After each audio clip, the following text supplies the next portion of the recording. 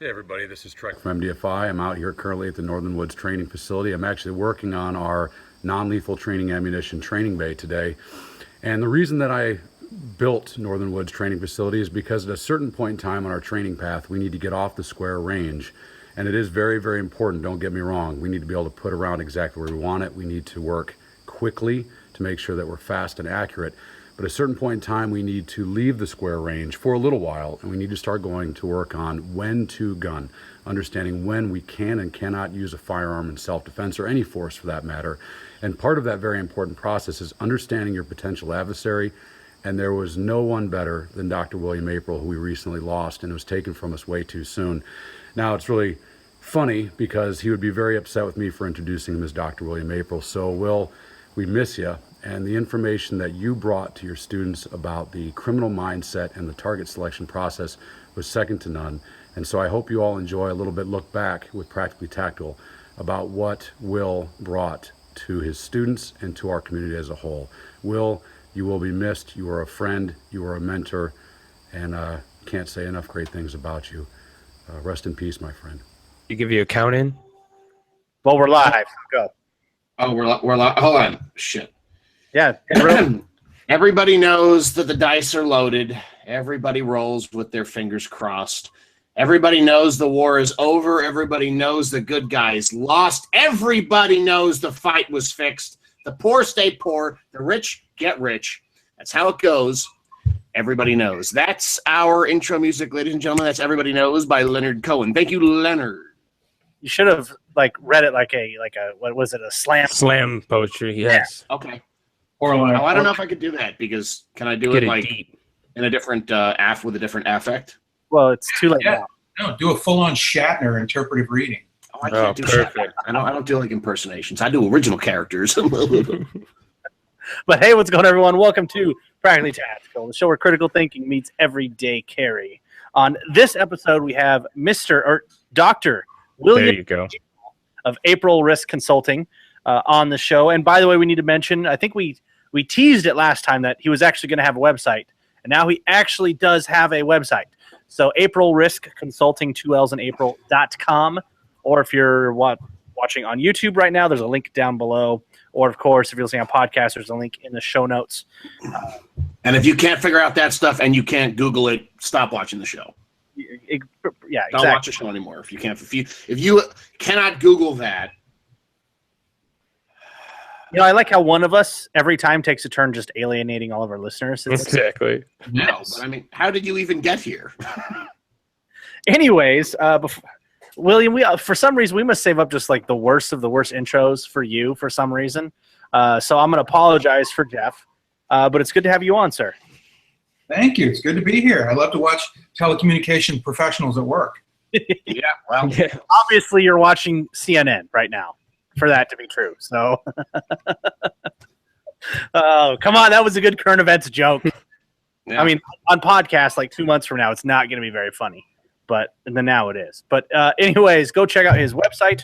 And then obviously we'll be touching on a little bit about here. Obviously, we have a Unthinkable class with William Aprill, September 1st through the 3rd. That's off the top of my head at Alliance, Ohio, with Dr. William Aprill. And then, of course, Dr. Paul Sharp. I believe he has a doctorate, doesn't he? He is a doctor of destruction. There we go. Close enough. But we have the Unthinkable class, which we'll be touching on. Then we'll be touching on what the term that I made up of criminal mind theory. Which it sounds so good. Sounds so good. I don't think a single person's seen that and been like, I know what that is. Because we made it up. But you know what? William, this is what we do for our guests. We bring you on and we give you stuff. You now own that. The criminal mind theory. That's, in fact, I'm gonna Google it, see if there's anything out there. Well, but you know, oh wait, I'm sorry. Are we introducing or are we talking? We can talk about whatever we want. Yeah, because you know, actually, you touched on something interesting. I guess by accident, if you just made it up.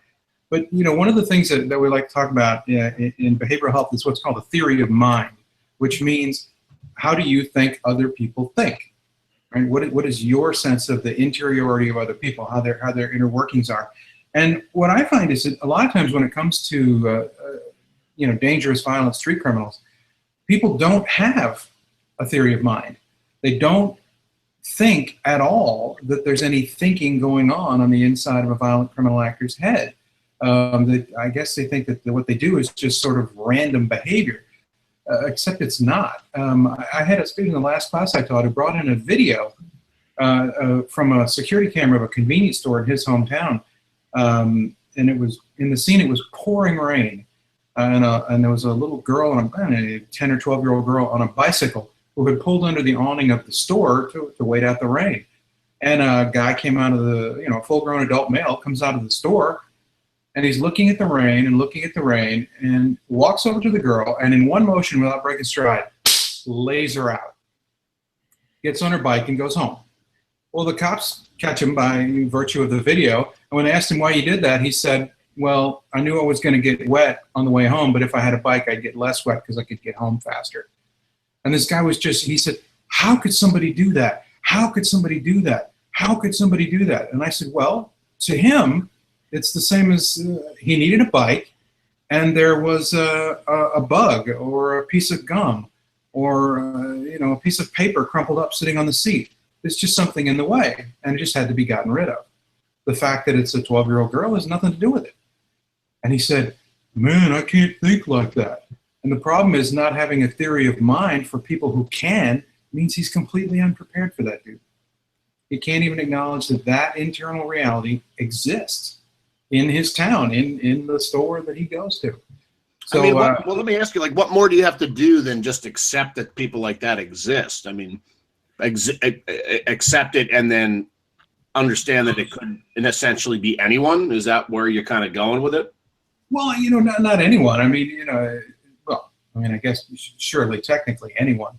But, the people that we really need to worry about, 2/3 of violent criminal actors are what I call criminal age males. They're, they're quite young men.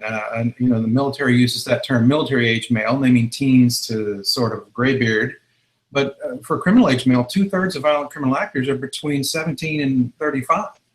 That's a pretty narrow stretch of the population.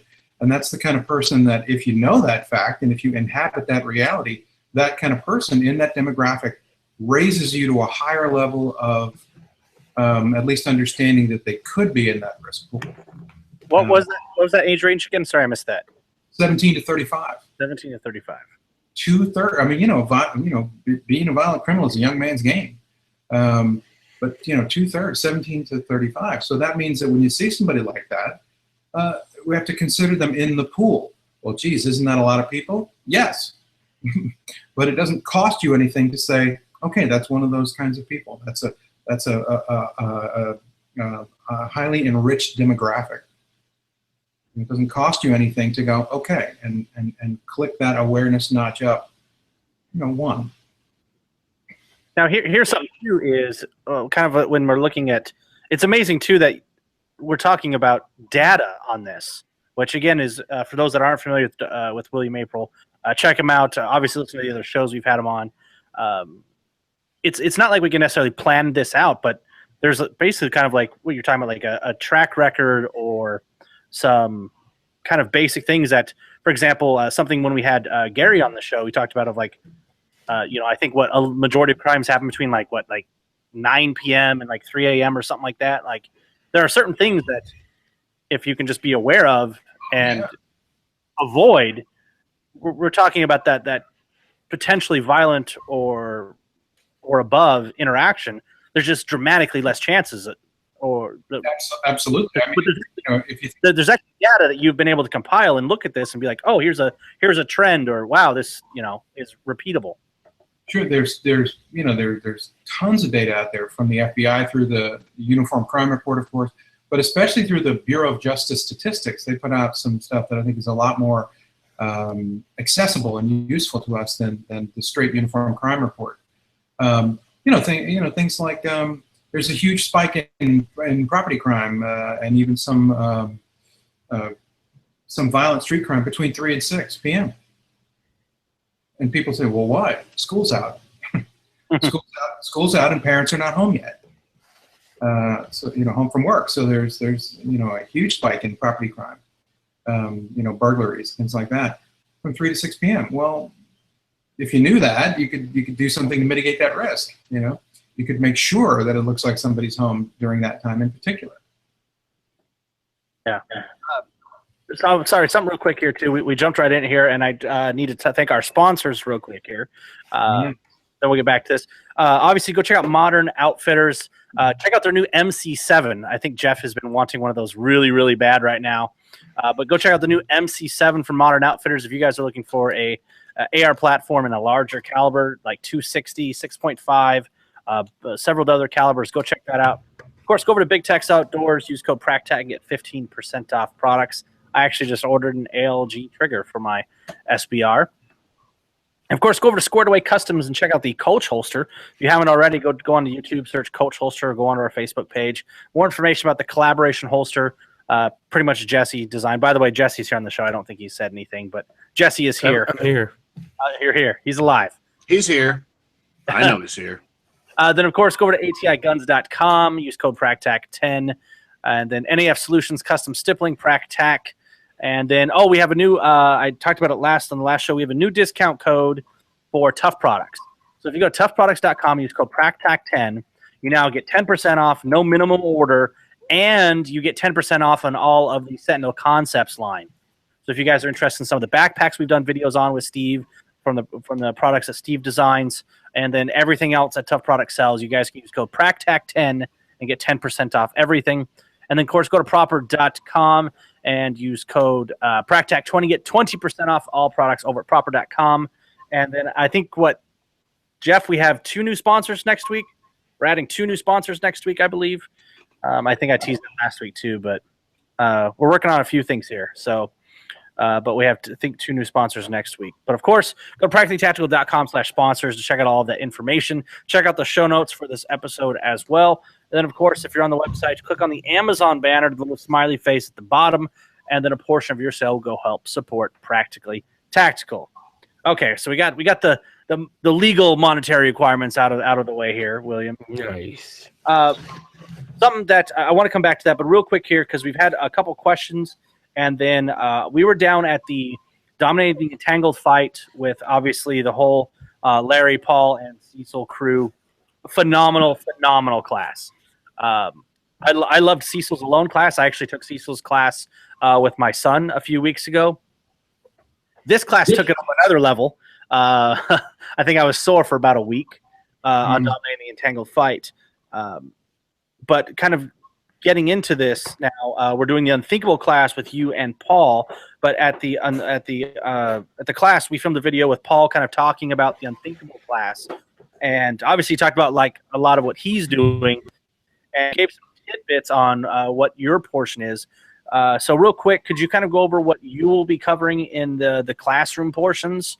And for those that are curious, it is Friday afternoon, which is September 1st, I believe, and then we'll be flip flopping between range and classroom on Saturday and Sunday. Correct, William? Yes. Okay. And then for those if you're watching on YouTube right now, there's a link down below in the description box.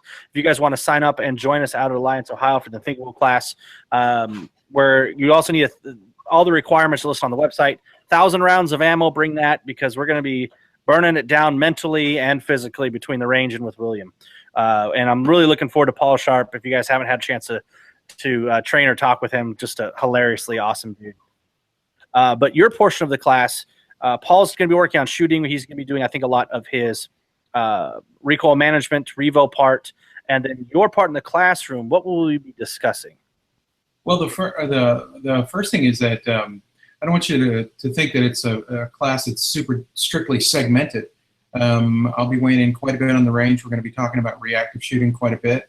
But yeah, Paul's big block of recoil management. But in the classroom, strictly, we'll be talking about quite a bit about victim selection.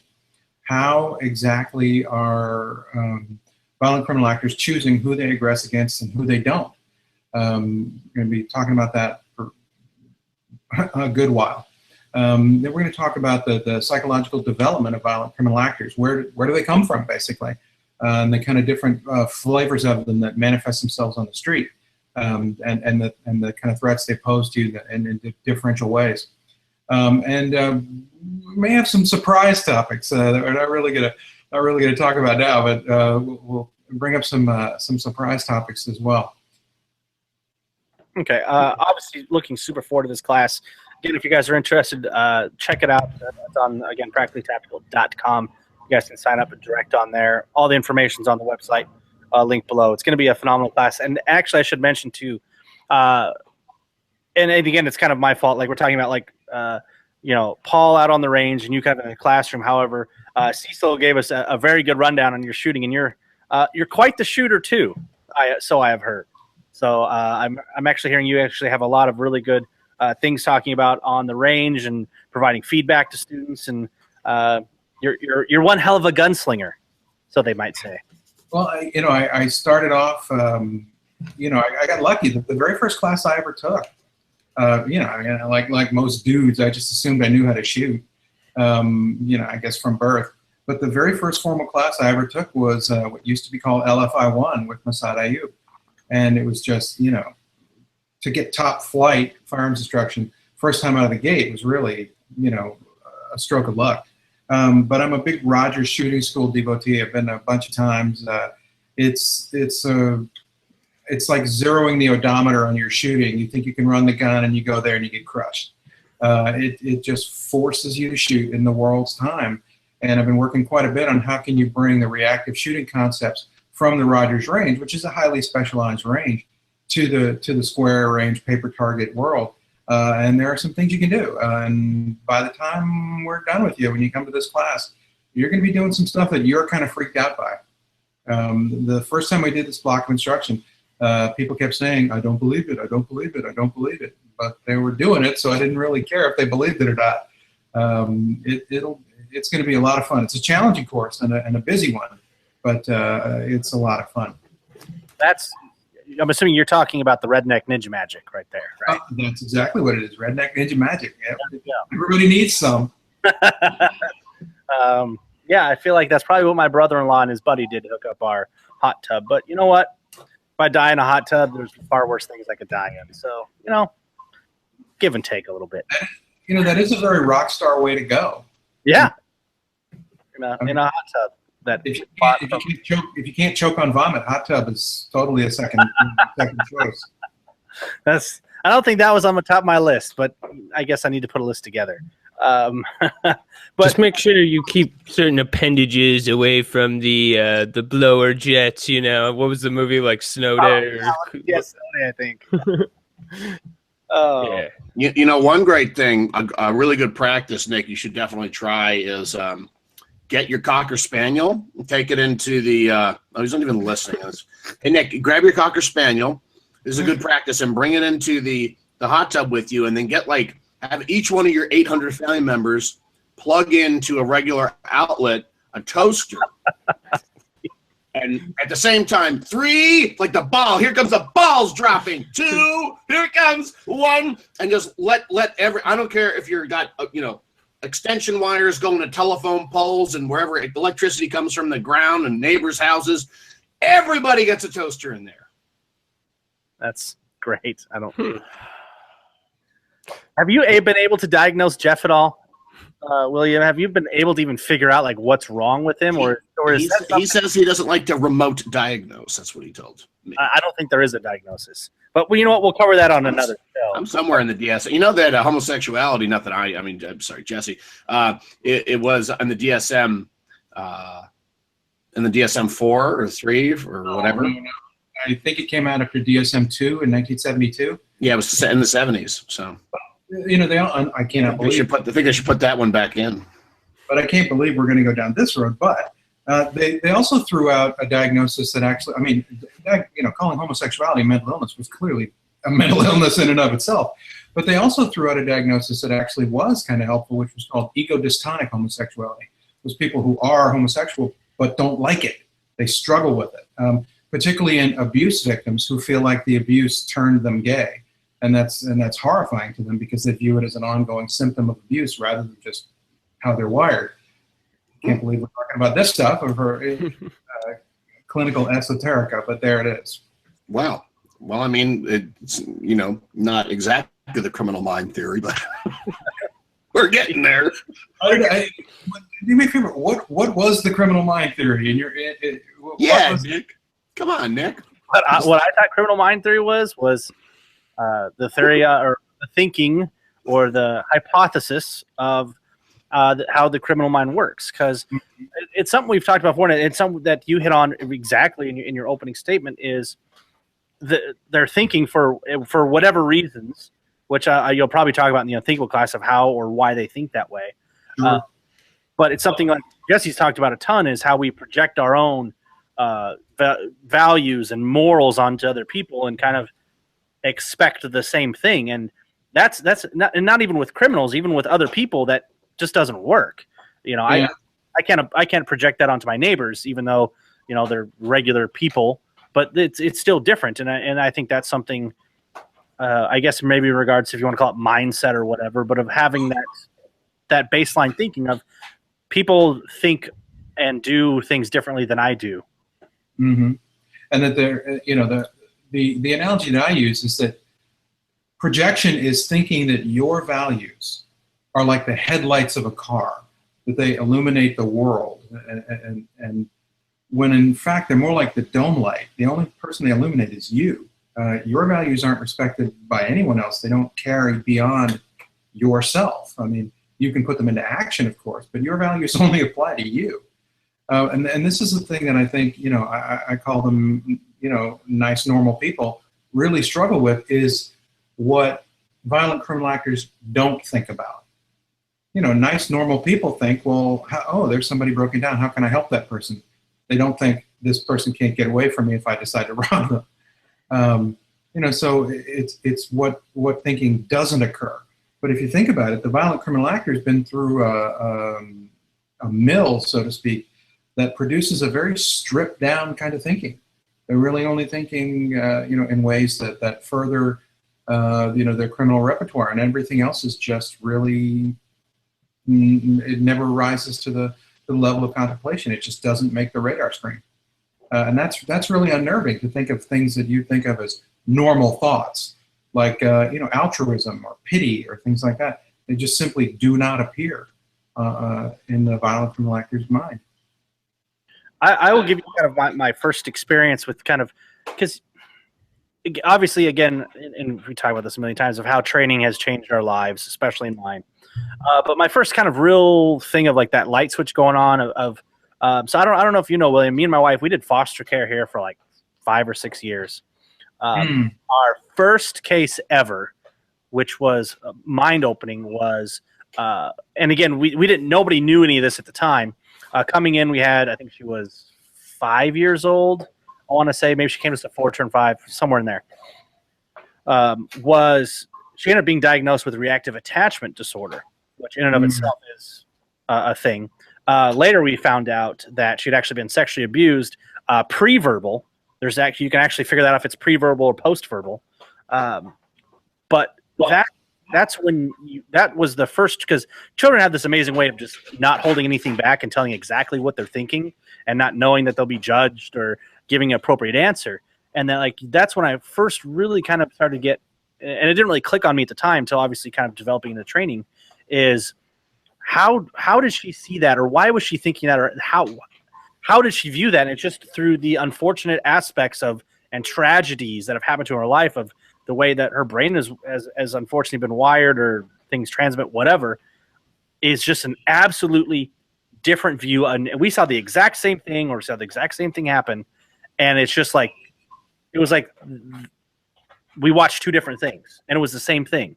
And unfortunately, it's super sad for her case. But that was one of the first things of like, what's going on here? And I think now that really ties in of kind of what we're talking about, of projecting these values onto people, or how people should react. Maybe that's probably a whole nother way of how people react to different types of things. But that was but another erroneous and kind of harmful way of thinking about it is that, this person, let's say this violent criminal actor, all this bad behavior and all this ways of thinking is just a layer on top, like he's wearing a jacket. If I could just get that layer off of him, underneath there's a nice, normal person just like me. That's not how it works at all. They can't take this way of approaching the world off and put it back on like a jacket. It's their fundamental operating system. I asked the guy in class who brought that awful video in. I said, could you imagine yourself doing the same thing? Could you imagine yourself full power, overhand right, basically, almost killing a 12-year-old girl with one punch because she's sitting on a bicycle that you want? I said, can you imagine yourself doing that? I mean, literally try, close your eyes and imagine. And he said, I just can't. I can't see myself doing that under any circumstances. I said, exactly. That's how you're wired. Well, the violent criminal actor can't see it any other way either. He sees it his way, the way that benefits him. I have a question then for you with regards to people think it's a jacket that you can take off and there's a good person underneath. So then can violent criminal actors be rehabilitated? That's a tough question, because remember, one of the things that we talk about in the class is we like to talk about a couple of different layers that can produce a violent criminal actor. Now, when the rubber meets the road, or when the tire iron meets the head, it really doesn't matter what flavor of violent criminal actor you have, but we like to think there are three important divisions. The first is someone who has antisocial personality disorder. Then there's someone else who's called a psychopath. Then on top of that, at the very top is a psychopath, and in between, somewhere between the two, is a sociopath. And they're three very, very different means of production, but the end result is that they're all three grave threats. Now, at the bottom of the pyramid, someone with antisocial personality disorder, the treatment options are not hopeless. They're not good. It's very difficult to treat somebody, but there's at least some hope of treatment. For sociopaths and psychopaths, there's not much hope of treatment at all, and there's some evidence that treatment makes them worse because they learn how to imitate emotions and feign deep psychological stress, things like that. They get they get better at being criminals by being in treatment. The money right now is being spent on early intervention for kids that are they're considered you'll hear this diagnosis, conduct disorder with callous and unemotional features. Well, that's a nice dressed up way of saying is going to be a psychopath. Or as I always say, conduct disorder with callous and unemotional features is the way clinicians tell each other to watch out for this one. And so the question is, can you intervene very, very early and very, very intensively and turn a kid away from the path leading toward really serious, mental illness with violent expression? And maybe, I'd say maybe, the people are working on it like crazy. God love them. But the jury's not even out yet. The jury hasn't even been assembled yet. But once they're adults, there's virtually no treatment for sociopaths and psychopaths. Well, which brings me, sorry guys, I just got a kind of a line of thinking here for the first time, I think maybe ever on the show. So then with that, let's say somebody's diagnosed with being a sociopath or a psychopath, even worse. I mean, that then goes to the question, which is a very difficult question, but what the hell do you do with these people? Do you kill them? Do you incarcerate them? Do you medicate them? Because, I mean, medication requires, one, that I take it when I'm discharged, and two, so, I mean, is there even a way in your professional opinion that you can kind of filter these people out and or minimize the damage they can do to society? And, even more than that, medication is predicated on the person's desire to get better. In order to want to take the medication, you have to want its effects. You have to want to get better, and they don't. The notion of a medication that makes a psychopath less powerful in the world, that's not going to be something he's interested in, not by virtue of his condition. I mean, certainly not going to have any interest in that. But I often think about, what did other cultures do with this sort of people? Every culture, by the way, that for the first time through college before I got kicked out, I was a cultural anthropology major, and we talked, about common features across cultures, things like, crime and punishment. How do different cultures think about, what do you call the person who won't follow the rules? And they generally have a name for them that probably boils down to something like people who won't follow the rules. We call them criminals, but in tribal societies, there's no room for somebody like that. resources are scarce. It takes a lot of cooperation to get by in the world. So what they tended to do in tribal cultures, small-scale tribal cultures with people who don't follow the rules, is wait till they were asleep, hit them over the head with a big rock, put them in a canoe and push it offshore, and let the fates take care of it. We don't really do it that way, obviously, but you can kind of see what they were getting at.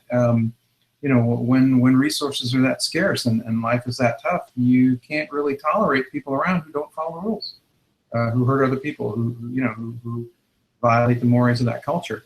Our problem is that we keep them around in vast numbers, and they're around to offend and offend and offend and offend. I saw one the other day here in Louisiana. The mugshot of a guy who was being arrested for the 165th time for some petty street criminality. He got in a fight with another street character and cracked him over the head with a brick. But he'd been arrested, in the ballpark of 200 times. I'm not sure that's solving the problem. I believe what you talked about hitting the rock overhead, there's actually a name for that move. It's called Australia. That's the Australian. But it just goes to show, entire cultures have been wrestling with this problem.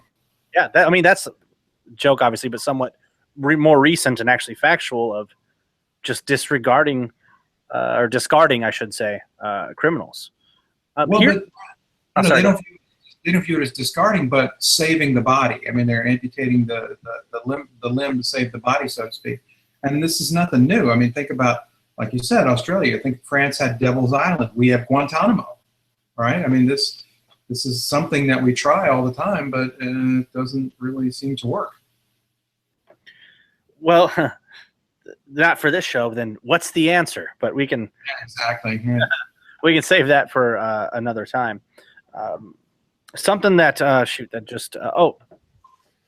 would like your opinion on this. I think we maybe all have our own opinions. So like the insanity defense, that kind of drives me nuts a little bit. And I would like to get your thoughts on it. 'Cause to me, it doesn't matter if they're insane, quote unquote, or not. They're still dangerous. And to me, and again, correct me if I'm wrong, at least how I'm viewing it is, to me, it doesn't matter what exactly their mental state is or was during that time. It's more of they're dangerous. And that's the most important part to me. I don't know, to me, it just drives me nuts that we shouldn't have it, because if they're dangerous, they're dangerous. It doesn't matter what their mindset is or was or condition or mental state or whatever. Dangerous is dangerous. Yeah. We got to admit something right off the bat.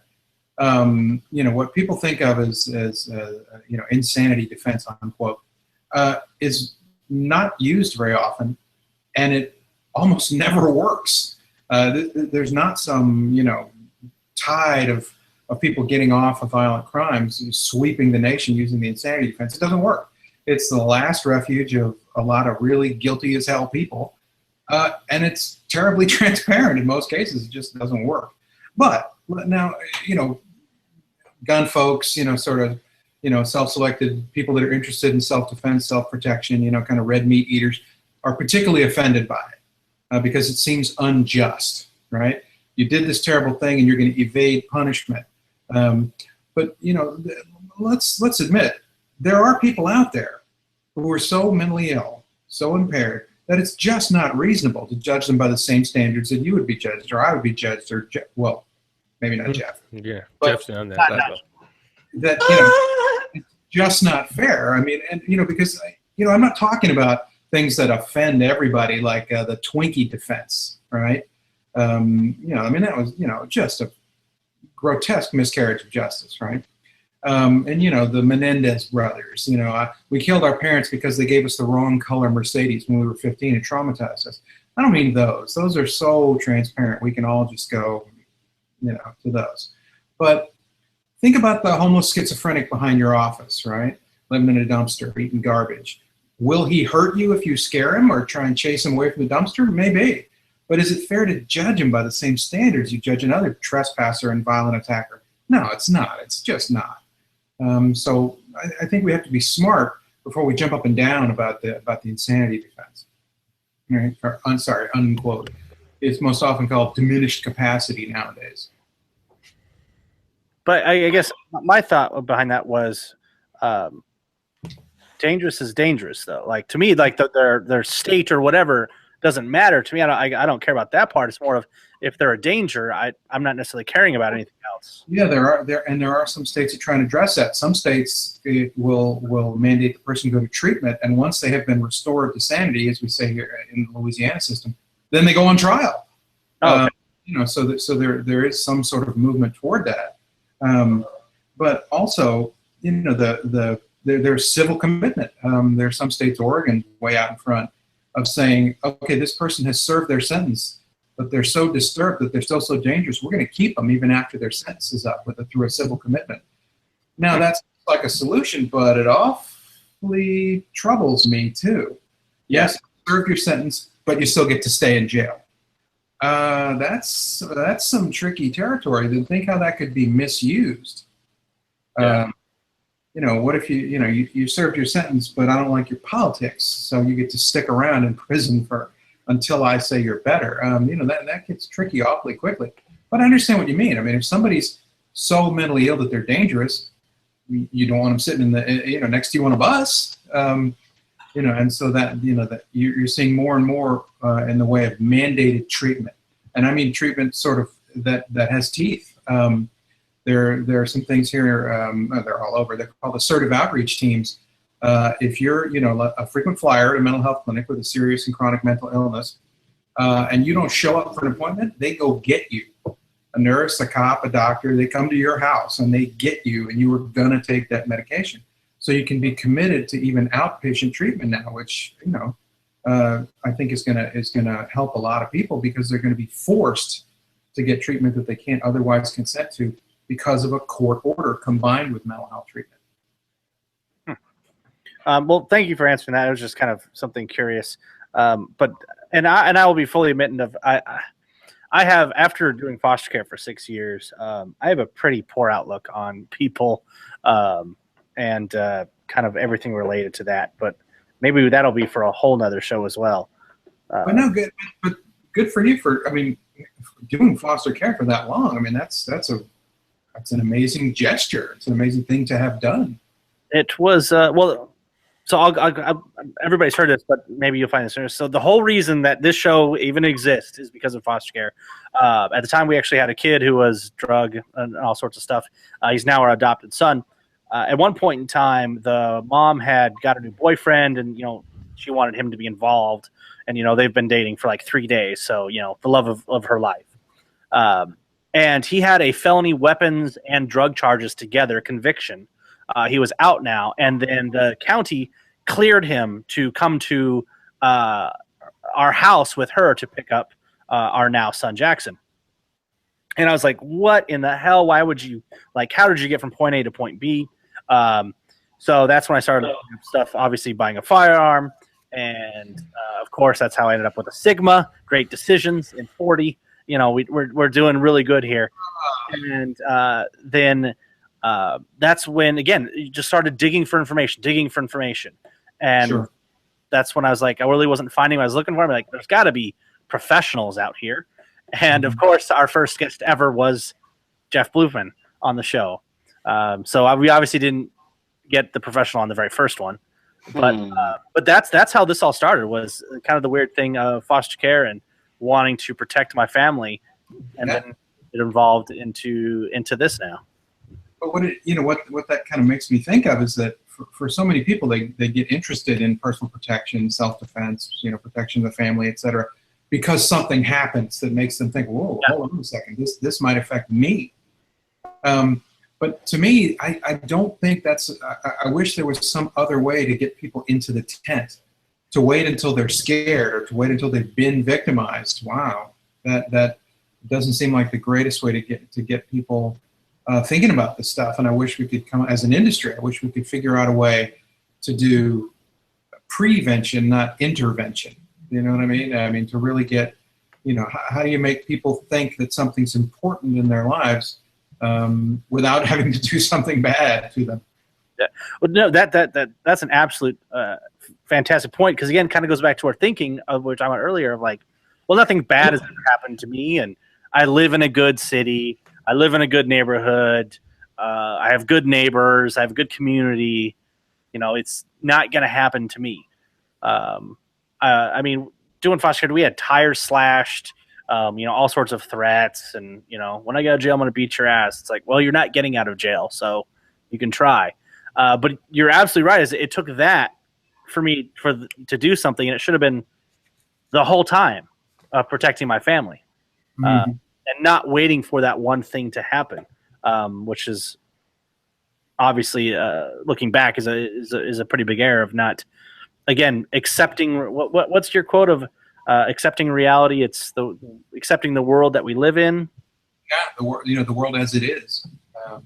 The world is what it is, no matter whether we're up to speed with it or not. You don't get a pass just because you don't get it. But what really intrigues me is how people, can even have untoward experiences, really negative experiences, and still maintain denial. I mean, that's what's fascinating is people, who have been victimized, who still think that they don't have to worry about this. It amazes me. Surely you've all seen the video of the two guys getting just brutally assaulted here in New Orleans. The famous video that sort of swept the internet. Yeah. I ran up from behind him and just destroyed him. Well, those were church employees, the Unitarian Universalist Church. And those people, after watching two of their, co-parishioners be nearly killed, are advocating for low bail for their assailants, and they want restorative justice. They don't want those poor kids sent to prison. They've just been almost killed, and yet they don't see any reason to think about protecting themselves. That's a whole different kettle of fish. We actually have a Patreon question about this, and I apologize, I don't know much about this, and I'm assuming that this is what you're talking about. But Matthew asked a question of this recent New Orleans incident reported as a quote robbery gone bad. He's using quotes on robbery gone bad. That actually went the way the bad guys wanted it to go. He wants to know, talk about how important it is to have a plan when on vacation, and when is not a good time to play things by ear with your eating outings, etc. Well, I think the reason he's using that expression is I actually had put up a post on Instagram about that, responding to the police commander of the district where the attack took place. He referred to the media as a robbery gone bad. This wasn't gone bad at all. This went exactly and literally according to plan. The fact that people can't grasp that an attack that brutal and that one-sided and that unprovoked was somebody's plan is my point. That's the problem, is that we can't imagine doing something so horrific. That's wonderful. The guy right next to you can. He can imagine it. This went exactly and perfectly according to his plan. But in kind of direct response to that question, what's tough is that those guys did a lot of things right. The victims in that crime did a lot of things right.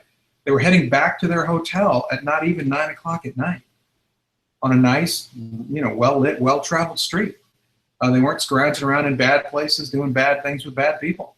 They had taken a lot of risk mitigation steps, and yet still, the thing that draws my attention, if you've seen the video, is imagine what a herd of teenagers running up the street sounds like.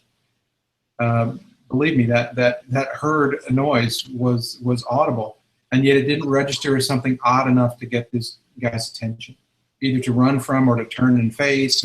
But all of that comes from preparation, right? I live in a world where bad things can happen. So it's important to look at unusual events with a jaundiced eye. What is that sound?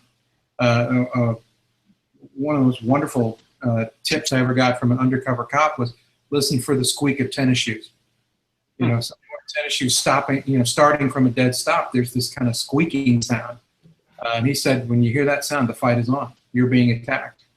But that's front-loading with that knowledge and applying that knowledge to the world. If I don't understand the stimulus, if it's ambiguous, if there's something strange happening, I'm going to look at it as if it were something bad until it's proven different. But people in denial go through the world thinking nothing bad is going to happen. So if I hear an ambiguous noise, well, it's probably, unicorns or a cart full of bubble gum or, well, there's also the possibility there's two guys coming to beat you to death. Jesse, Jeff, I can just keep talking about this for days here. You guys got anything? Otherwise, I'm gonna keep going here. Keep on keeping on, man. I think you're doing a great job, Nick, and we want to hear what your questions are about the criminal mind theory. I can talk about this all night. Yeah, the criminal mind theory. Let's talk more about that. Yeah, go ahead. I'm gonna trademark that for you, William. By the way, I'll just trademark that. All right. But here's something I wanted to ask you guys, because you're a good cross section, I think. Do you have anybody in your life that you've gone 15 rounds over about denial? Like I had a close personal friend who refuses to lock her front door. Lives in New Orleans, which isn't Mogadishu, but still is, not the safest place in the world. And she refuses to lock her front door to her house. And I tried everything, guilt and logic and everything. And finally she looked right at me and said, "I refuse to live in fear." And I said, "Well, I'll do it for you." But what she meant, I'm not even sure she really knew it, but what she meant was, if I lock the door, I have to accept the fact that there are people who would come in my house without permission. So if I don't lock the door, they don't exist. When kids do that, we call it magical thinking. When adults do it, we shake our heads. So I often wonder, have you had to go that far with people in your lives? Yeah, definitely. So I've got a kind of a story on this, and it kind of leads into a point as well. So, my cousin Zach, your typical guy, he likes firearms, I guess, but he's never really big into it. And, he just obviously would never want to put in the work he calls it like getting to the level that I'm at, of just taking classes, going out shooting. Like, most of us, when we first started out, he just thinks like, I know how to shoot. That's all I'll ever need. So, he had a shotgun, of course, that was his home defense weapon. And, he would keep it unloaded, keep the ammo separate. And he thought always like, if something were to go down, I'll be able to get to this. I'll be able to load the shotgun. It'll be no problem. And, I would always get on to him about this. Like, man, you should at least have access to the weapon and the ammo, and the same thing. Like, you're already not keeping it near you. You've got to get to a different room. And always it was like, no, there'll be plenty of time, man. So, probably 6-7 months goes by. One night he calls me about 2:30 in the morning. He's like, "Dude, you're not going to believe what happened." So he's sitting on his couch playing, PlayStation early in the morning. All of a sudden he hears what he thought was the wind blowing his like front screen door. So he's like, man, I thought I had shut it or something. So as he goes to get up to the door, now mind you, he lives in like a 1-bedroom, 2-bedroom apartment. So not a big distance from like the living room to the front door. He gets there and he sees a guy standing outside and trying to turn his doorknob. Well, luckily he had at least the deadbolt lock, but the doorknob was unlocked to where it was actually turning. So he sees this guy outside his window, and then he sees the doorknob turning and sees the guy pushing on it. And the guy clearly sees my cousin standing here, like, through the window. And my cousin, big boy, he's 300 something odd pounds, like 6'2", he's a big boy, football player. He said he almost fell over. He's like, dude, the shock just hit me. He's like, I fell over. He's like, I couldn't even scream or speak or anything. He's like, for about, a couple seconds. He's like, but it felt like eternity to me. He's like, finally, I start yelling to my girlfriend in the other room to grab the gun, grab the gun, grab the gun. He's like, by this point, I'm kind of like falling over. I've tripped 3 times getting to my bedroom, which again, maybe 15 feet from the front door. And he said, he gets to the gun. It takes him forever to get it loaded because, again, he hasn't done it a lot. Now he's doing it under stress. He's trying to get a shell. He said he got 1 shell into the gun, and then he kind of went back and he posted, like, on the corner looking at the front door. And by this point, he had heard the guy hit the stairs. He kind of went out and looked, and he sees a truck take off down the street that he doesn't recognize. And, now he's like, holy shit, man. Okay, so now I see what you've been talking about this entire time. Like, I need to buy something to keep the gun more near me. But that's as far as it goes for him. Now, he doesn't think about, hey, this might happen to me out in the street somewhere. Something else might happen. For him, it's now only this one event of like, well, shit, it might happen at 2:30 in the morning. And from now on, I'm going to have a pistol next to me to solve that problem. And that's as far as his logic goes. So it's like, you can kind of get so far with them until something, like you were saying earlier, something happens and they're like, oh shit, maybe he had something going there for him. You know, he was right on that. But then they only take it to that next small step that it's the easiest step for them to take, instead of looking at the whole bigger picture and being like, man, maybe there's something to this lifestyle. So it's so hard to get people to make global decisions. You know, we'd like to think that, hey, that should be a pretty clear indication that the world is not as it ought to be, right? You know, welcome to the world as it is. But instead, people say, well, no, I need to do something to mitigate that exact circumstance, and that exact circumstance only. You know, I wish bad things didn't have to happen to people for them to take an interest in saving their own lives, but it seems like that's the way it is for a lot of people. Here's kind of a question to go along with that is, what, as I'm using a general term, firearms community or whatever, how should we reach out to people of like, hey, maybe, and not necessarily just a gun. I think there's, again, I would say evidence of this show, there's a whole lot that goes into self-defense mindset, what do you want to call it? Beyond the gun's probably the smallest little part. What gun you have and what caliber it is, very, very small portion of kind of the greater thing that we like to talk about. How do we, as a quote firearms community, reach out to try to talk to people about that? What should we do? Well, you really hit on a couple of things that are sort of pet peeves of mine. The first is, I don't think people, you know, like us, need to be ashamed or abashed about using the expression instructor. Oh, well, I'm not a professional instructor. No, but compared to somebody in your life, you're SEAL Team 6, baby. I mean, you know more about guns than they ever will. They look to you as an expert, okay? So that's a simple fact. There are people in your life to whom you are the biggest expert they know. So, you know, let's come to grips with that. Step two, we need to learn more. We need to know better knowledge so that when somebody asks, we tell them good stuff and not stupid stuff. And then, but the third thing is, since we're going to be instructors by and large, don't be a dick. People in the firearms community do more to keep people out of the firearms community than the worst anti-gun people in the world. We're not good stewards of our legacy at all. And one of the complaints that I really have is that people in the, you know, firearms community, self-defense, self-protection community, we don't think about the primary purpose of helping somebody, which is to help them be safer, not turn them into little bitty versions of us. Little bitty gun people, just like me. No, you know, to start off by saying, well, let's talk about what kind of gun you want to buy, little lady. Oh, That's a million miles from where she is when she says, hey, this guy broke into my car and I'm really scared. All right? And so we need to start where they are and with what they're willing to do, no matter how insufficient it might seem to us.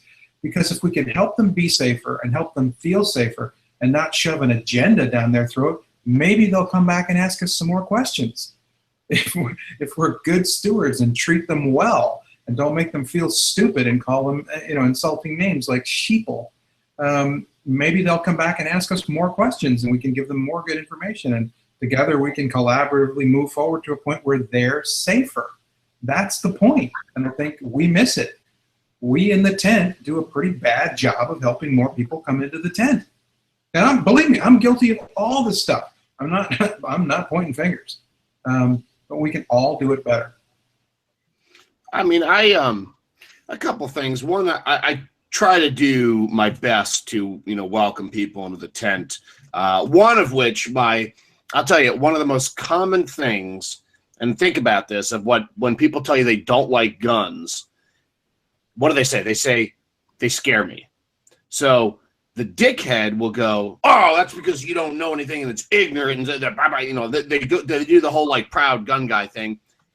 I just say, you know, that's completely reasonable. Completely reasonable to be scared about guns. You know, They're lethal force instruments or whatever the line is. But saying that it's completely reasonable for the people that don't have any basis of knowledge about something, I think that that's what we should be doing. And two, I don't really proselytize anymore.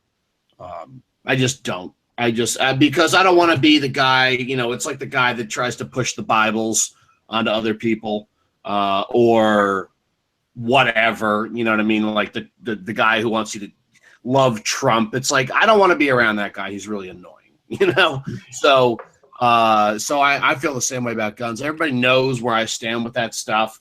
And that's kind of where I leave it, honestly, because I also don't want to, if someone's on the fence, then I'm happy to talk with them. You know what I mean? If somebody wants to talk about stuff, I'm happy to do that as well.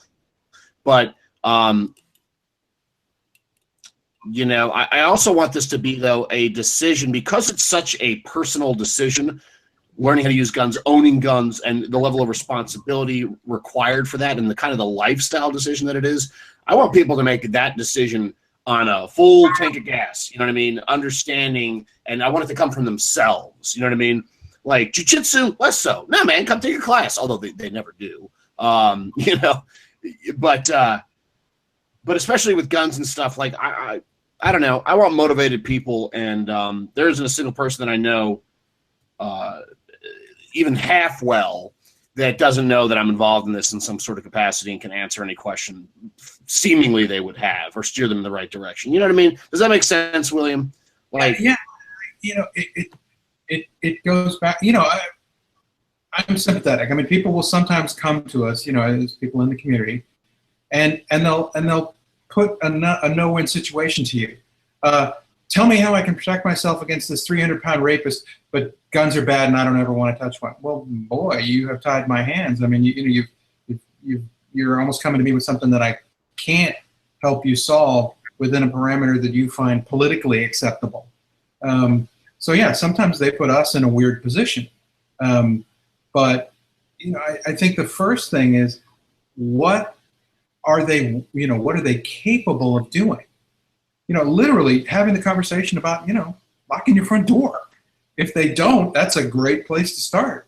And they're much more likely to do it than they are to go out and buy a gun. So we need to start, small bites. And if you show them credibility and concern and wishes for their well-being, and you're not a dick, they may very well come back and ask you more questions and get more depthfully engaged in it. And then hopefully we can start talking about real changes that make them safer, not that make them more like us. Well, this has kind of been leading us something I kind of want to talk about, because often, and again, too, for you guys haven't, go listen and re-listen to the shows we've had William Aprill on before. We cover a lot of topics, and it's just amazing refresh to listen to him. But something we often do, too, is we talk about something before, and then we keep building up. And, I think the first show with you on, William, was 50 shows ago. And so we have a new list. Yeah, something like that. It's been a long time for the first show, 90, might even be 60 shows. Who knows? But if you could maybe give your opinion on what they should do, or we have a lot of people that are, getting their concealed carry for the first time, kind of starting to look for information. What advice would you give the new concealed carry person, or maybe somebody that just happened to stumble across this podcast or YouTube video because criminal mind theory, never heard of that? I'll listen to that. That's my goal, anyways. That they're listening to this now, and maybe we're opening their eyes. Can you maybe give them some advice, whether gun or not, of maybe a path or things they should look into or do to kind of set them on the path? Because we end up talking about all these other little things here, but we often forget about there's new people getting into this all the time too. That I think the most important thing that if people can do it, and I mean people, even if you're a diehard everyday carrier kind of guy, there's a decision that I feel like if you haven't made, and I mean made a real searching process of making this decision and reaching moral certainty with it, you should take the gun off and leave it at home. And that thing is deciding who you are with a gun on. And people look at me very strangely when I say that, and they say, well, what do you mean? I say, well, with a gun on, are you out to enforce the law? Are you a freelance amateur police officer? No, I'm a sheepdog. You With no name. know, are you out there are you wearing a gun because it makes you feel better because you felt weak or afraid before? A gun is not a psychological intervention. Are you somebody that likes to set things right? That's a dangerous person to be with a gun on. So you've got to decide, who are you with a gun on? I bet people say, well, I'm a good witness. Okay, that's great. But is that consistent with your character? Meaning, can you watch a pregnant woman get beaten nearly to death at a convenience store and not intervene because it doesn't involve you and you're being a good witness? That's fine if that's your choice. But you better punch your weight. You have to know how you're wired, because what you're going to do is already baked into you. And so unless you're sure of that and have reached real moral certainty about, hey, what am I going to do if this situation happens? You might find yourself doing something you would never do until you find yourself doing it. So making that decision, who am I with a gun on? If you can't answer that question, take it off and leave it at home. There's no amount of thinking about that question that's wasted. What path or recommendations or priorities? Obviously, if somebody doesn't know, we're big on training here. Obviously, Sure. Thinkable class, combatives is now kind of a big thing, especially with ShivWorks. Just phenomenal group of guys there. Obviously, gun stuff, force on force, shoot house stuff. This whole big curriculum. But again, the guy that just got his concealed carry, we can talk about, shoot house classes and combatives, and he's like, well, man, I'm just getting a gun to protect my family.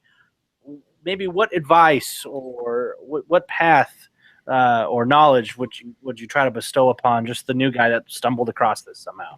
Well, I think that something that's really important is that just because somebody's got, let's say somebody's bought a gun, and let's say they've gotten a concealed carry permit, that doesn't mean they're going to be into it to the level that a lot of people in the community are. I mean, let's not kid ourselves. A lot of the reason we do this stuff is because it's fun.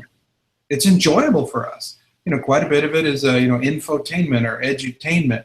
The real question is, if I'm not a hobbyist, if I don't jump up and down and find shooting fun, but I also think that a gun might be something that I really might need to have and maybe even carry, what can I do, that helps me do it, that helps me be more effective, but doesn't mean I have to become a gun hobbyist or a gun person.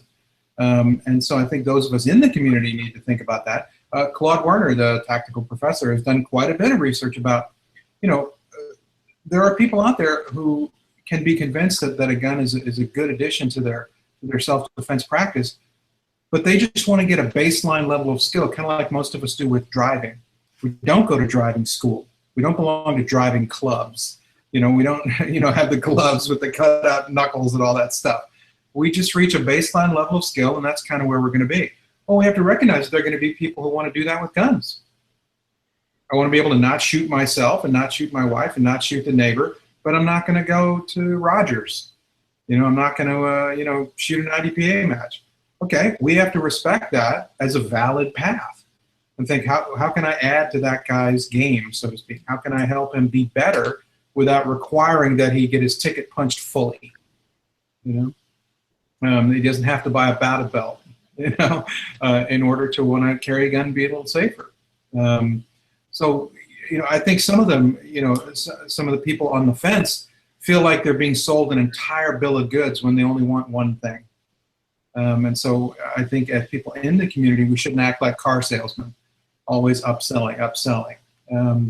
That sometimes people want to be in a little bit and not anymore.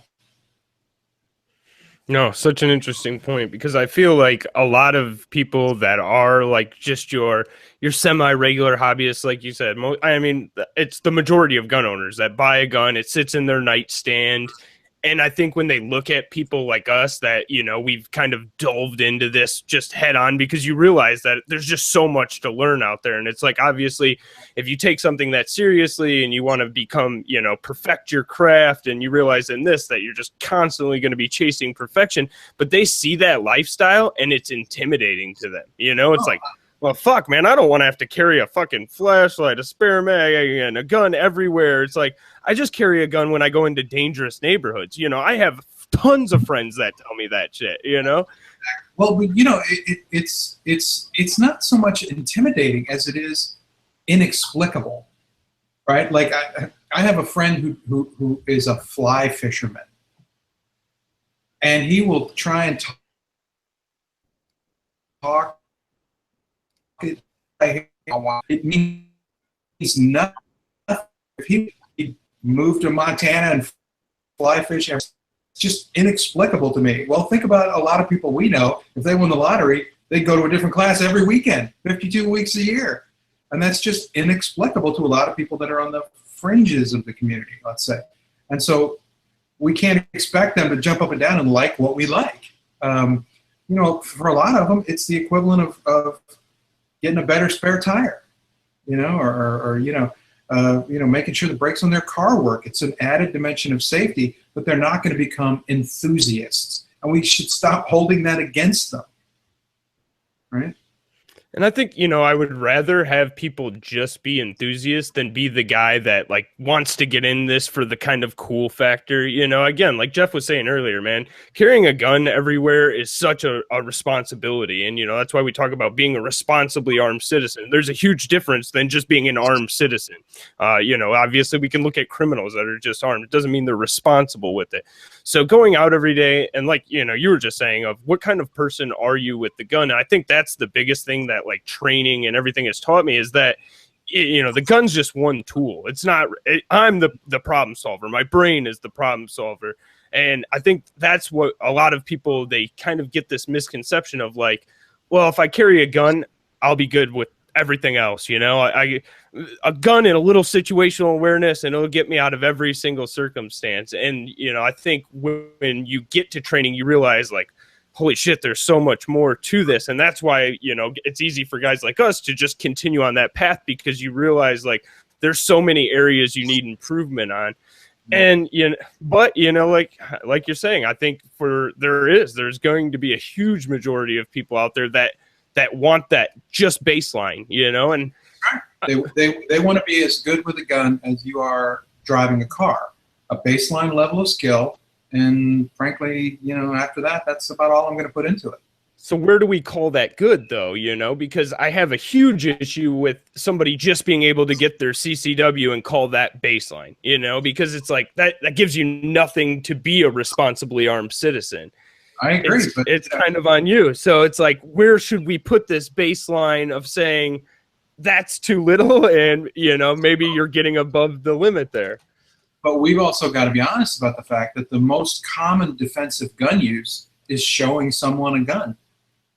There's no shooting involved. There's nothing like that. You know, I mean, now people take that to some ridiculous extremes, but, you know, and saying, well, that you never need a gun. Well, that's not true at all. There are plenty of times, you know, that you need a gun, but you don't need to shoot anyone. There are a couple of million defensive gun uses of that sort every year in America. And so that's a pretty low bar. I mean, having a gun, you know, we would think of that as a pretty low bar. But for a lot of people, that's extraordinary. You carry a real gun, and it's loaded. That's not a low bar to them. That's an astonishingly high bar. Oh yeah. The whole thing about like, you carry. I mean, you said it right there. Like you everywhere? Carry a gun all day. But this is my favorite. A real gun? No, I carry a fake gun. What a strange notion. You know, I mean, I had someone, I remember taking a pocket knife out at work once to cut something.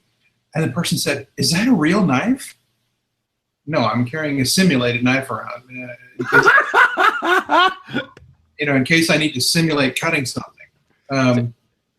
But, you know, for us, it's a low bar, right? But for a great many people, it's not. That's way out there. But we have to be okay with that being somebody's starting point. And frankly, that may be somebody's ending point. And we can't shame them for not being something else. That's not a good marketing ploy. I mean, you know, if you went to buy a dishwasher and you said, well, I don't want that one, I want this one. And they said, well, you're stupid. You're not going to buy a dishwasher at all. And yet we tend to do that to people who are not all in, you know, that don't want to jump in and become our compatriots. You know, it's a big tent, or it should be. And there should be a lot of room for a lot of different things under it. Well, I not to self-promote, but I think that's something that sets us a little different apart. Obviously, with how we say Jeff the way he is, bad life choices, you know, alternative life choices, however you want to sum it up. Because I'm trying to help Jesse. Exactly. Yes, exactly. But Tired of this. But I think you really hit the nail on the head of, like, man, we want all people involved. And then, you know, there's the freedom aspect of it, the self-defense aspect of it. And it's something too, I have a real hard time dealing with stupidity on the internet, because obviously you know, we get a lot of it. How do you sleep at night? If you're troubled by stupidity on the internet, how do you sleep? I would say the way I handle it, because I'm very abrupt. It's black and white, man. It's black and white on the internet for the way I handle things, because time is money, money is time. I don't have time to sit there and argue with people on the internet, blah, blah, blah, blah, blah. Well, but like, I mean, I think your point is actually a really good one. I mean, I mean, we love Jeffrey, of course, even though he's a big old homo. But there was a time when, Jeff, you were, you know, questioning, hey, do I fit in this tent? You know, and I thought one of the most, your story is one of the most courageous ones I know of, much less, you know, in this business. But the question was, hey, can I be who I am and fit under this tent? And you can, but it took guts to find out. It took a lot of guts to find out, hey, does this tent welcome me as I am? You know, so we can do it. Gay? Well, gay-ish. Whoa. I'm not gay. Nope. Wrong. He's not gay, but his boyfriends are. But I think that's, again, what's important is, like, I don't give a shit what gun you carry. I don't give a shit what caliber are. I don't care what religion you are. I don't care what pants you wear, what shoes you wear, who you date. Like, are you trying to get better every day? Like, I think that's what we try to promote. Sometimes we maybe get a little off here and there. But at the end of the day, it's like everybody's welcome, and we want to go on this path together and learn. And that's always been a goal of the show. That's going back, dude. If you went back and listened to some of our old shows, you'd be like, this Nick guy is fucking retarded stupid. This guy shouldn't even. Nothing's changed. Nothing's changed. Nothing's changed. But it's a path of searching knowledge, getting training, seeing how that affects. And again, that's obviously why we promote training so much, because it's had an amazing effect on my life.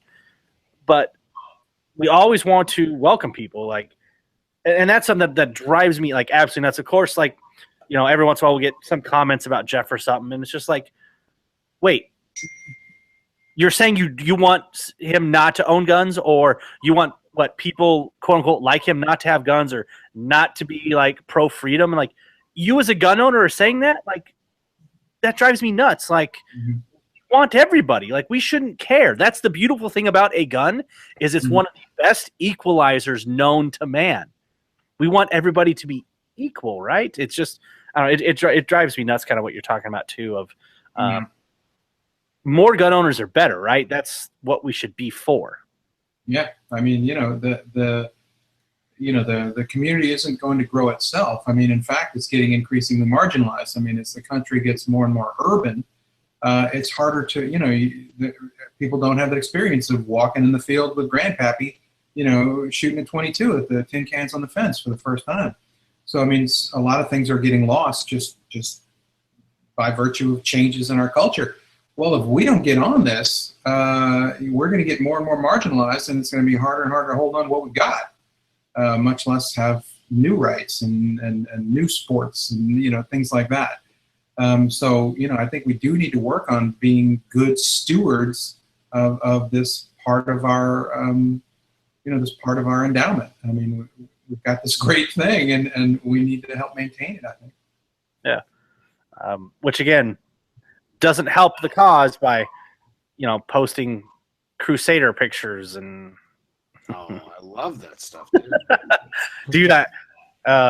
Okay, I'm not going to share that story. We're going to get way too off topic, but I was trying to get Jeff to share something on Facebook that would be hilarious, but he wouldn't do it. Nope. So here was something that came up in chat, and I think we talked about this earlier, but it was interesting you brought up the sight of a gun or a gun being presented during crime. And to the question, chat, I apologize. I think I wrote this down of who asked the question. SWAT. SWAT 957. There we got in chat. Open carry then. Would open carry then, with the gun being present, wouldn't that dissuade or change the mind of a criminal knowing that that person has a gun? Far from it. Exactly the opposite is the case. What you got to keep in mind is that a defensive gun use involving just the presentation of a gun, right, means that almost all the time that gun was concealed. And frankly, that the person was picked, the process of victim selection involves a judgment about whether this person's going to resist. There's no bigger surprise than somebody who's been picked for criminal victimization to be suddenly looking down the muzzle of a gun because they realize they made what Mass Ayub calls a sudden and acute mistake in the victim selection process.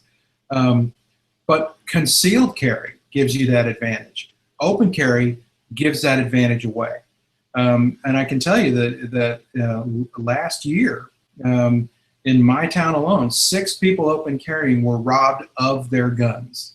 2 uniformed security personnel and 4 open carry bozos. Because they're not bad guys are not scared of guns. Far from it. If they look at the gun and see a person that they don't find resolute, that they don't believe is serious, they'll take the gun. The only things in the world worth more illegally on a black market than legally are guns and drugs. And I often ask people, would you put a holster on and put a Rolex in it and walk down the street? No, because you'd be telling everyone you know that you've got something very valuable on your person, and frankly, maybe you're kind of dumb. Now we're talking about open carry when you have a choice. If you don't have a choice, if only open carry is legal in your jurisdiction, that's a whole different question. And there are ways to do it more responsibly than others. But if you have a choice and you pick open carry, you're making a grave mistake, in my opinion. I don't hear this advantage, and I can tell you from interviewing a couple of thousand violent criminals, they're not scared of your gun. Far from it. If they think you're serious, yeah, they'll take that equation as you as a serious person plus a gun. That's something they have to take into consideration. But if they think you're not serious, they'll take the gun. This past week here in town, there was a case where a guy managed to retrieve a gun before a robbery, pointed it at the armed robber of a group of people, and said, "Drop that gun." The guy averted the muzzle, judged whether the guy with the gun was a threat, brought the gun back up, and shot him. So the notion that they're scared of your gun is absurd. Here was something I was kind of thinking of before, and kind of going back to the mindset thing. And I don't know if you have any records of this or well, obviously you just presented one, but people that have concealed carried or that presented a gun and then didn't do anything and then, i.e. lost. I think one time we kind of talked about this with Steve on one thing. There was actually, I think it was like a mall shooter. I don't know if it was necessarily a mass shooting. It may have been a very targeted thing of, a worker or whatever. But if somebody that had like presented his J-frame behind the guy, lethal force was already prevented, and instead of shooting the guy when he had all the advantages, he said drop the gun, and I believe the guy turned around and shot him.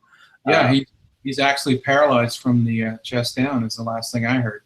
Okay. Didn't the same thing happen in Texas too with on the base shooting, right? The female MP rolled up and gave him verbals to get down. He just turned around and shot her. Yeah. But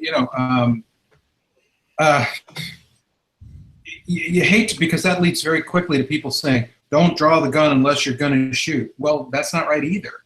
Because you don't want to program into people, if I draw the gun, I shoot, because that may not be what's appropriate. What I'd like to think about, though, is for most of us, by the time we're drawing a gun, it's because there's a lethal threat in the environment. And by the time you're putting a muzzle on someone, it better be because he's a lethal threat. And then my feeling is if you've drawn and muzzled somebody because they're that threatening, you should be shooting, not issuing verbal commands. Yeah, I don't know if there's any records or data or anything on people putting a gun into a fight than not actually using the gun. So they kind of did what you're talking about before. Of they carried the gun for this kind of emotional thing, but then when it actually came time to use it, they just wouldn't. And that's that's like I said, that's not knowing who you are. That's not having decided, hey, who am I with this gun on?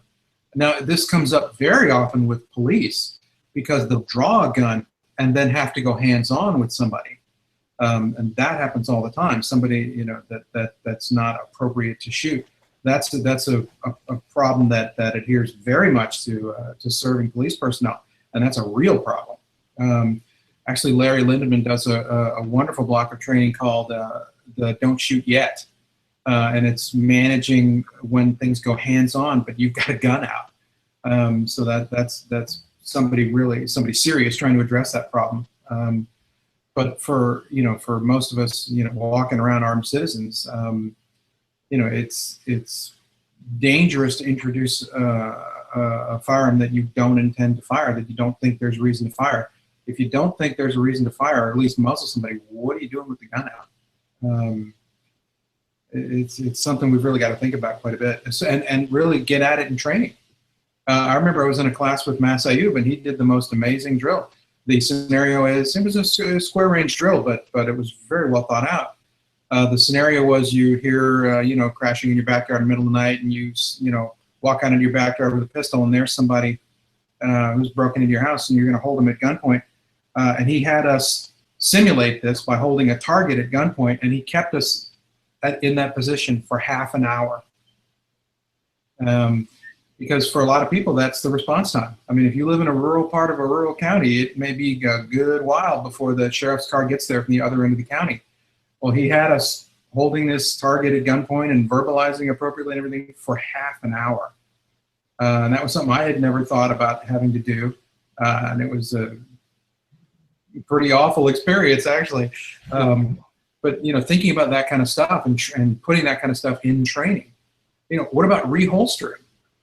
Can you safely reholster when you've been scared enough to draw a gun without shooting yourself, by the way?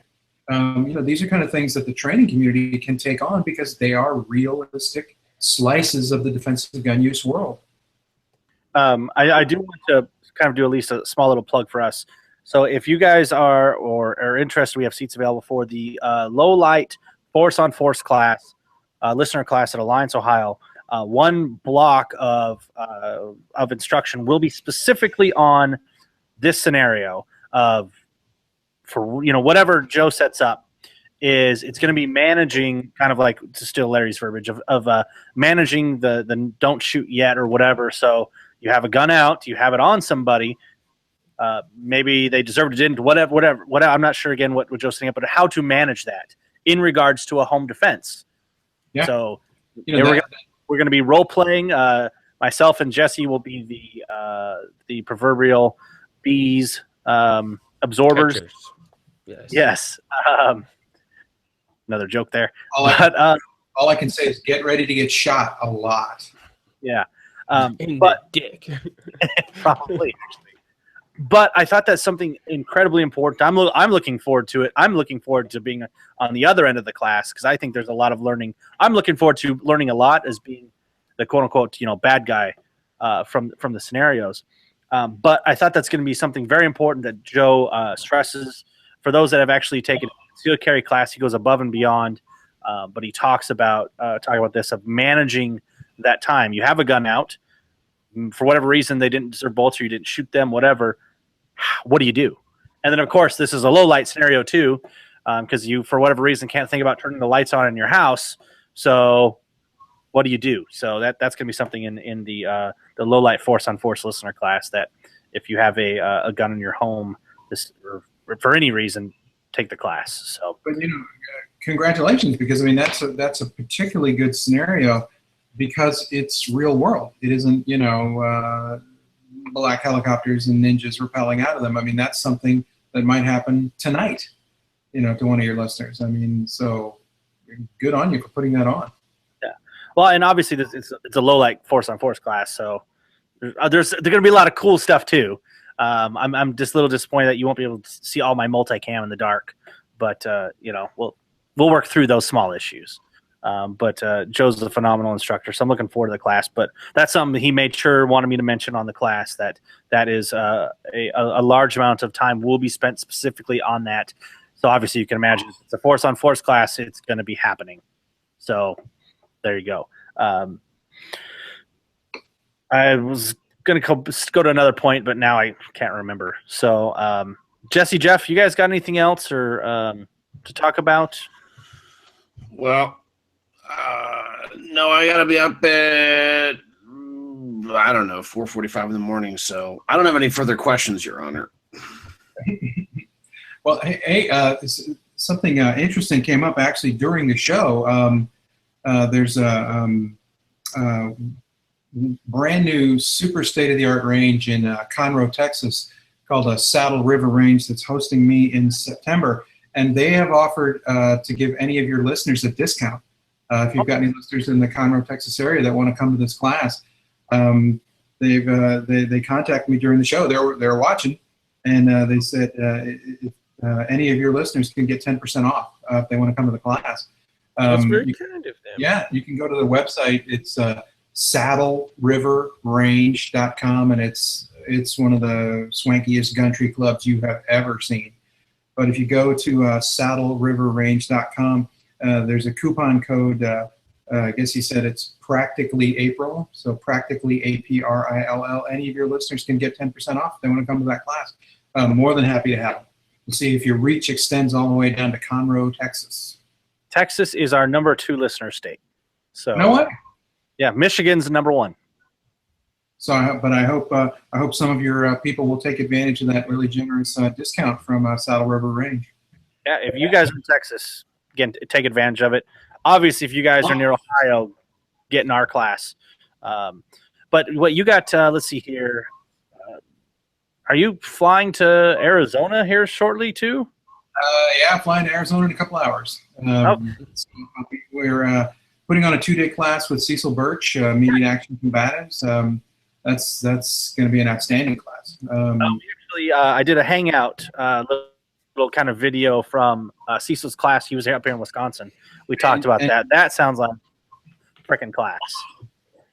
And you've seen Cecil. I mean, he is truly a master instructor. And what I mean by that is whatever your skill level, he can make you better. If you're an absolute beginner, he can make you perfectly comfortable and you won't feel like a bozo. But if you're, a serious competitor, he can make you better. He's a master instructor, and I strongly encourage people to take classes with Immediate Action Combatives whenever they can.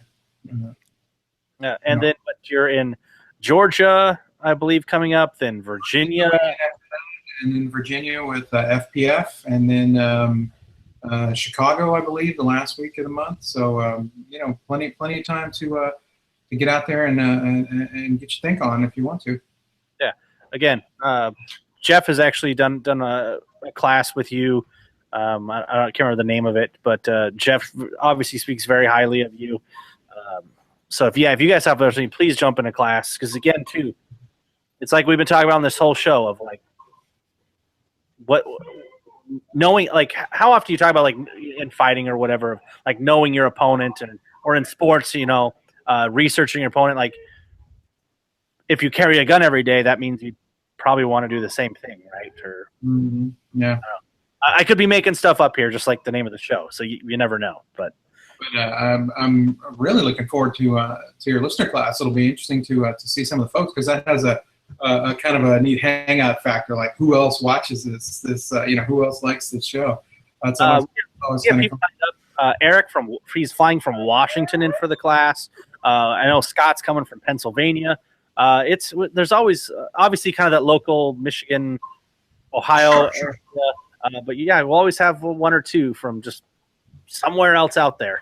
And it's a stellar facility too. So anybody who's never been, the Alliance Police Range is a very stellar facility. They put on quite a good show there. Well, I will say that as a plug for our listeners is every listener class that we have done, every instructor has said this is the best, funnest, most involved students we have ever had. And again, I think that comes down to, again, the difference is people are out seeking information, wanting Right. to, always just a great group of people too. And you'll make friends. And I've done that whole speech before, but yeah, I'm looking forward to it. It's going to be an amazing time. Can't wait. So, I guess that's all we got for this evening. Jeff, Jesse, any last moments of wisdom? Thanks so much for coming on again, man. Always a wealth of knowledge, and cannot wait to get down and hang out with you in person down in Ohio. That's right. And you never know. This may be one of those classes where there's a 2-drink minimum. Just to keep everything lively. I like that. I like where you're going with this one. You know what I'm saying? There's no reason why you can't get a couple drinks and why he's talking about, bad guys. Bad guys drink tools. Sorry, it's what we call state-dependent learning, right? Because it's when you're drunk that you'll be doing the stupid things that'll get you into a defensive problem. So we're going to get you ready for that with a little experiential learning. Yeah. But, that's why it's so bothersome. I keep looking for a class on, tactical drunk driving. Nobody offers it. Hey. Uncle Jeffrey, you stay tuned. I got something coming for you. Hey, we developed the POI. Next thing you know, get some, bumper cars up in here, No need to how to turn off, how to disable, the headlights. So when you turn them off, you don't have the daytime running lights on, because sometimes when those are on, it illuminates the license plate. No need to be caught. Whatever he just said, whatever that was. Hey guys, well, thanks a lot for joining us today, William Aprill of Aprill Risk Consulting. But again, take advantage. Oh, sorry. Go ahead. No, it's just always good to be here. Well, not really, but I'm saying so. That's kind of Well, we'll take it. Gets us a zinger. Last one's a zinger. Wait, did I say that or think it? I think you said that. Oh, no. Happens to me all the time when I'm talking to Jesse, too. He's just that kind of guy. But feedback here at Practically Tactical. I haven't said that in a while. So compliments, feedback, guest suggestions, email that to Nick or Jesse at practicallytactical.com. Of course, if you have any recommendations of where Jeff should live, email that to he loves those emails. It's still funny. Still funny. So funny. But of course, practicallytactical.com/sponsors. Shout out all our sponsors. Go to we have the listener class tab where you guys can check out all the listener classes. The next couple ones, actually in 2 weeks, we'll be kicking off 2 back-to-back weekends of classes. Those are all sold out. But hop in on classes. Then, of course, the Unthinkable listener class. Go to practicallytactical.com/store, and you can sign up for the class, or you guys can actually just put a deposit down, pay the rest later. However you want to do that. But we have 8 spots left in that class out of 24, I want to say, or something similar to that. So go check that out. And again, aprilriskconsulting.com. I got to check that. aprilriskconsulting.com. Yes. His new website's up, and I got to tell you, this is a really nice website. quality. Oh, thanks. The guy who did it, he made it nice by everything I thought was cool. He said no. I want the cursor to be like a gun, as the going over. Yeah. Can we get a cursor gun in there? It was kind of funny because he does nothing in the industry, and so it was fascinating that he didn't want to do any of the kind of tropes of the gun industry website, And so I would say, hey, how about this? That would look cool. And he'd just look at me and no. I don't know what Malone Lay means, or the 3%er, but yet we can't put it on there. It was so funny because everything I suggested, he just shook his head. And then once I gave in, it turned out great. Yeah, no, great website. So again, go check that out. He has upcoming classes listed there as well. Again, if you guys are on YouTube, check the link down below to his website. And then, of course, if you guys are interested in a Unthinkable class, check that out below and come take a class with us. It'll be a great time. And I believe that's all we have. Again, go to the website, check out all the stuff, articles, videos, all sorts of good stuff up on the website. We've actually been posting some stuff up there recently, so go check it out. But as always, guys and gals, we thank you for tuning in and listening to us, as we greatly appreciate it. Yes, we do. And we'll see you next week for another episode of Practically Tactical.